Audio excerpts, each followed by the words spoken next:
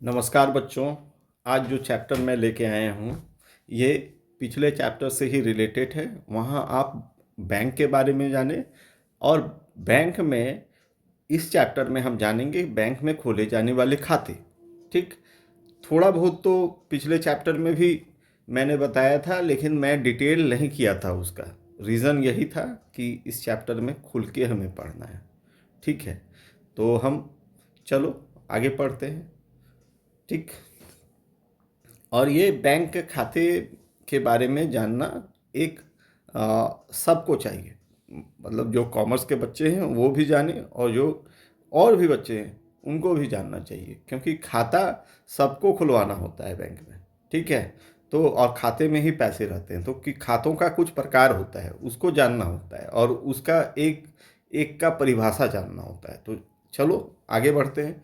Bank खाते का अर्थ है बैंक के साथ अपना आर्थिक संबंध बनाना।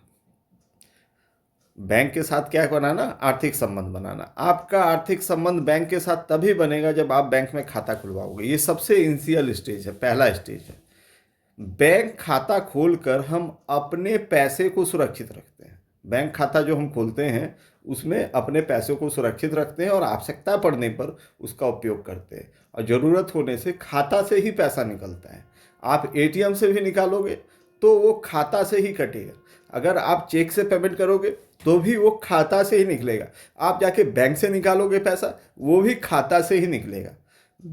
तो बैंक में विभिन्न प्रकार के खाते होते हैं जो अलग अलग उद्देश्यों के लिए होते हैं। बैंक में खातों का प्रकार होता है जिसका सबका एक अपना एम होता है, अपना उद्देश्य होता है, अपने लिए सब अलग अलग कामों के लिए होता है। ठीक है, तो बैंक खातों के मुख्य प्रकार, सबसे पहले चालू खाता के बारे में बोला गया है। दूसरा फिर सावधि जमा खाता के बारे में बोला गया है। तीसरा बचत बैंक खाता पढ़ना है। चौथा घरेलू बचत या गोलक खाता पढ़ना है। ठीक है, पांचवा आवर्ती जमा खाता पढ़ना है। ठीक है, चलो एक एक करके डिस्कस किया जाए।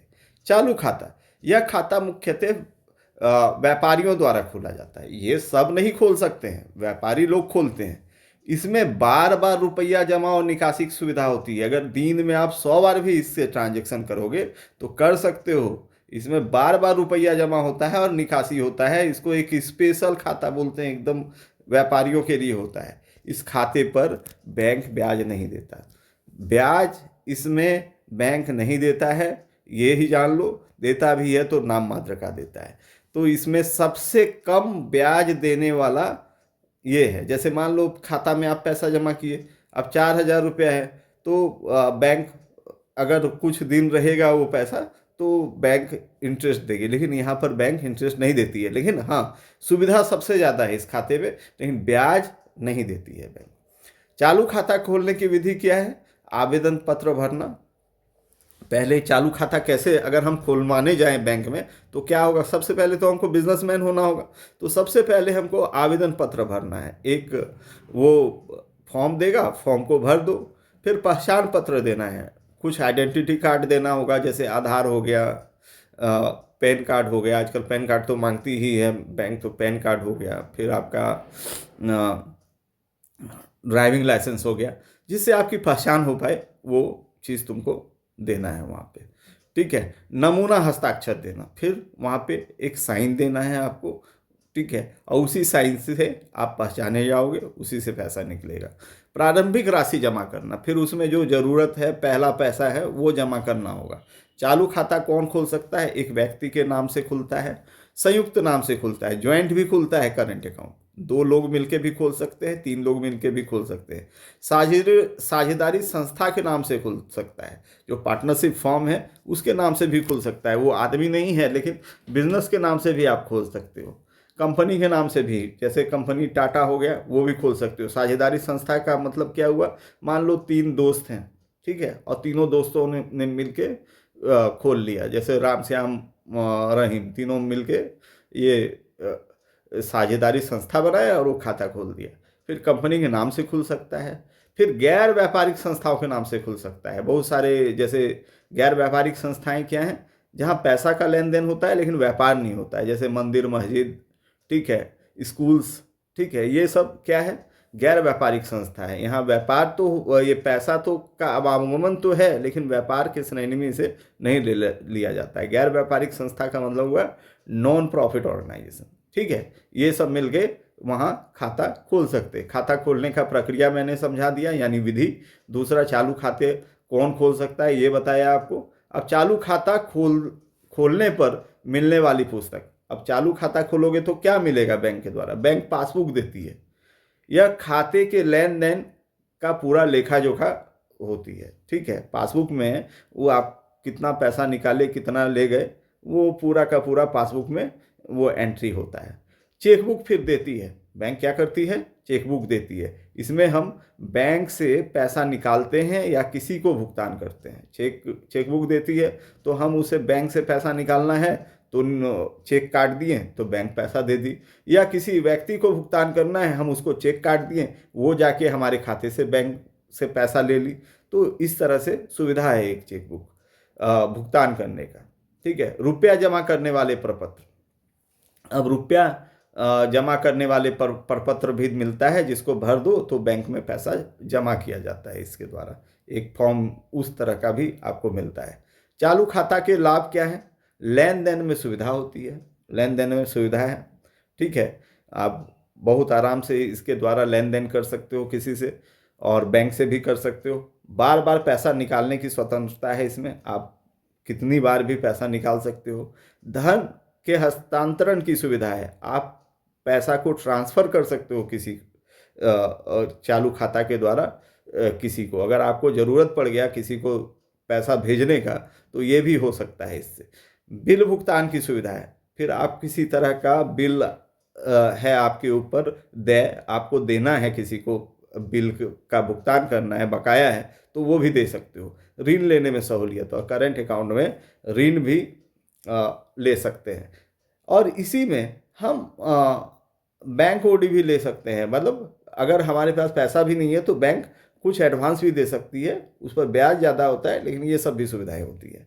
खैर, आप 2-4 सुविधाएं ही जान लो, यानी लाभ जान लो। सुविधा यहाँ पर लाभ से मतलब है कि बैंक क्या क्या लाभ देती है, तो ये आप 2-4 भी जान लो तो काफ़ी है। ठीक है, अब हम पढ़ेंगे सावधि जमा खाता। जैसा कि नाम है कि ये ऐसा, जब इसमें पैसा एक निश्चित अवधि के लिए जमा किया जाता है। निश्चित अवधि का मतलब 2 साल, 3 साल, 4 साल, 6 महीना, 5 साल, इस तरह से पैसा जमा होता है। इस पर ब्याज दर अधिक होती है। इसमें जो रेट ऑफ इंटरेस्ट दिया जाता है अधिक दिया जाता है। लेकिन आप पैसा इसमें एक बार जमा कर दिए, आप 4 साल का लॉकिंग पीरियड कर दिए, 5 साल का लॉकिंग पीरियड कर दिए, 5 साल के बाद ही आप पैसा निकाल सकते हो।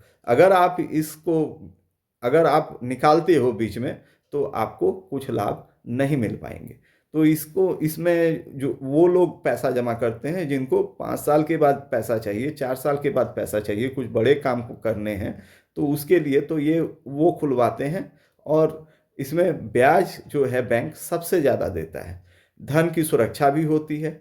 ऋण प्राप्त करने में सहायता है। अगर आप पैसा जमा कर दिए हो फिर एफडी में, इसको एफडी भी बोलते हैं, फिक्स डिपॉजिट, तो आपको ऋण भी इससे प्राप्त कर सकते हो। निश्चित समय पर पैसा वापस, लेकिन इसमें पैसा वापस जो पीरियड है, जितना दिन का कराए हो उसके बाद ही मिलेगा। बैंक को लाभ क्या होता है? लंबे समय के लिए धन उपलब्ध होता है। बैंक सावधि जमा करने के लिए प्रेरित करती है, क्योंकि बैंक के पास लंबे समय तक धन उपलब्ध होता है, तो वो उसको दूसरों को लोन देके ये काम कर लेती है। ठीक है, तो बैंक जो है वो, बैंक का काम क्या है बच्चों? कि बैंक का प्रोसेस है कि वो लोगों से जमा स्वीकार करती है, उसी जमा पैसे को लोगों को लोन में बांटती है। जब आप सावधि जमा कर देते हो, मान लो आपने बोल दिया कि 5 साल तक मैं पैसा नहीं लेने आऊँगा, तो वो बैंक ज़्यादा रेट ऑफ इंटरेस्ट पर लोगों को ऋण देती है। ऋण पर बैंक ज़्यादा रेट ऑफ इंटरेस्ट असूल करती है, और अगर आप जमा करते हो तो उस पर कम देती है। वही बैंक का लाभ होता है।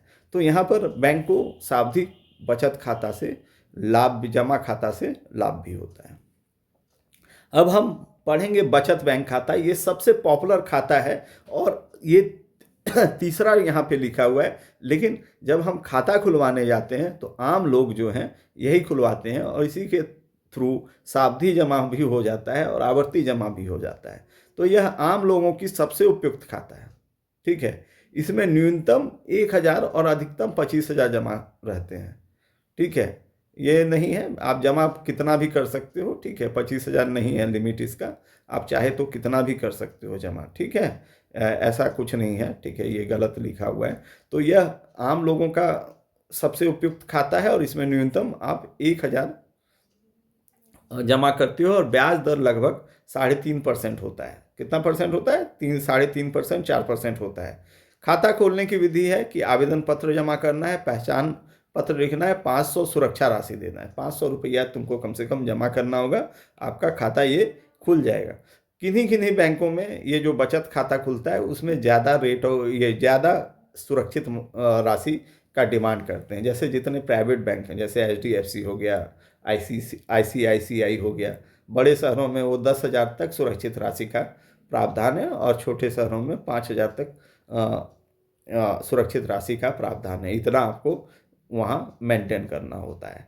तो ब्याज दर इसमें लगभग 3.5%, 4% है और 1,000 से आप कितना भी पैसा अपने बचत खाते में रख सकते हो।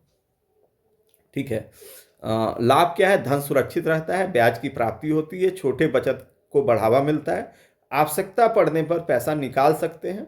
ठीक है, ये होता है, आवश्यकता पड़ने पर क्या कर सकते हैं? हम पैसा निकाल भी सकते हैं। घरेलू बचत या गोलक खाता। अब हम आएंगे घरेलू बचत या गोलक खाता क्या होता है।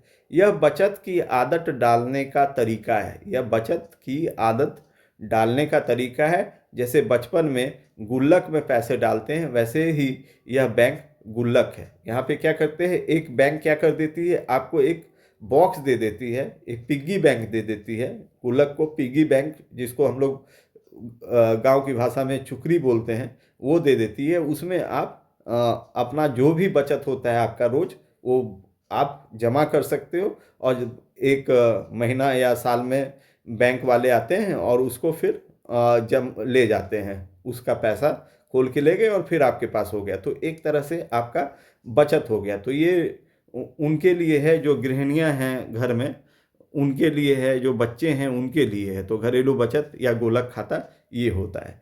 आवर्ती जमा खाता क्या होता है? इसमें हर महीने निश्चित राशि जमा की जाती है। इसमें जो है हर महीना, ठीक है, एक निश्चित धनराशि जमा करनी होती है। एक निश्चित समय के बाद बड़ी राशि मिलती है। मान लो आपने एक RD खुलवाया, RD को बोला जाता है रैकनिंग डिपॉजिट अंग्रेजी में, आवर्ती जमा खाता। तो इसमें आपने ये बोल दिया कि 5 साल तक मेरा पैसा जमा होगा, हर महीना मेरे खाते से, बचत खाते से कुछ पैसे इसमें जमा कर दीजिए। आप एक फॉर्म भर के दे दिए और हर महीना आपका कुछ जो आपका बचत राशि है बचत खाते से, वो कट के इसमें चला जाता है और इसमें भी अच्छा ब्याज मिलता है। सावधि जमा खाता के बाद सबसे ज़्यादा जो ब्याज दिया जाता है बैंक के द्वारा, ये यहीं से मिलता है। तो यहाँ पे बोलता है छोटे छोटे बचत से बड़ा धन मिलता है। इसमें अनुशासित बचत होता है और अच्छा ब्याज है।